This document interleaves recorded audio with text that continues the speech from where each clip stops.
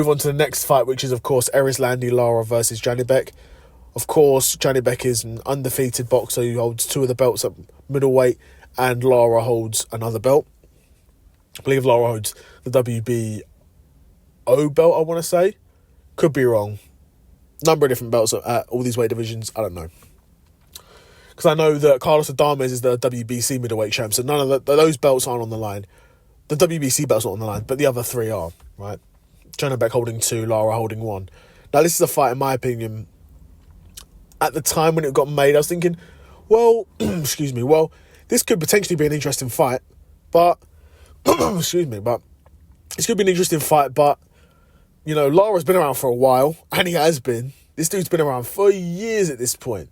So, there is that to consider where he's got to have miles on the clock. And this guy went to war with Jarrett Hurd. Jarrett Hurd's not that good, bro. Jarrett Hurd's not that good. Look at Jarrett Hurd now. People say at the time he was world class. This dude went to war with Jarrett Hurd, bro. And you want to tell me that in 2025 you're going to be able to beat Janibek? I don't think so. Now, Lara on his best day, 10 years ago or so, this guy was fresh. He was slick. He was hard to hit. He was, great movement, throw punches in bunches, was able to, pot shot and throw combinations, apply pressure, move about. He was a very good boxer. Very well-rounded, and rightfully so was in and around world level for quite some time. And again, even now, is still world champion at middleweight. I do think Janibek is better than him, though.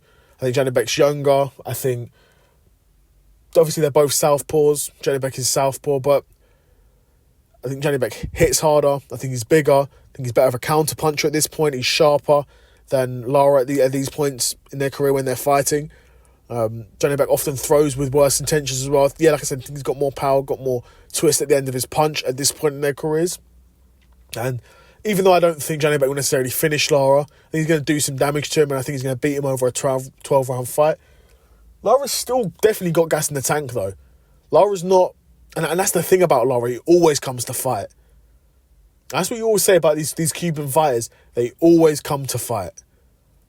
These Cuban, Puerto Rican fighters, all these guys, wherever they're from, they come to fight. And no doubt, Lara's not going to come to just roll over. If Lara's coming to win, and he wants all 3 of those belts. He's not coming to roll over. He's not going to feel Janibek's power and say, oh, I don't fancy this. No, he's going to come in and say, you're going to have to get me out of here. And Lara's hard to hit.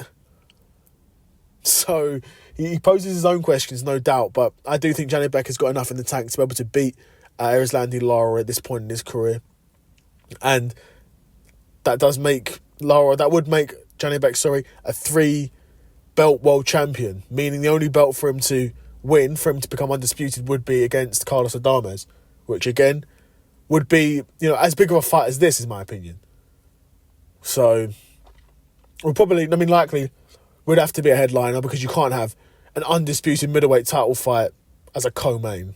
That has to be a headliner, surely. But yeah, I would be going for, I guess, another 12-round decision, another Janibek win. And I think, because I don't think... I think Lara's past his prime, but I don't think Janibek is that destructive of a puncher. And he is a big puncher, no doubt. And let's have it right. I'm not saying I want to take a punch from this guy. But to get a guy like Lara out, I think he's hard to hit. He's hard to hit. He's hard to stop. He's hard to nail down. It's not going to be easy to get him out of there. And I wouldn't be surprised if Janibek couldn't get him out of there over 12 rounds. So I'm going to go with a 12-round win for Janibek.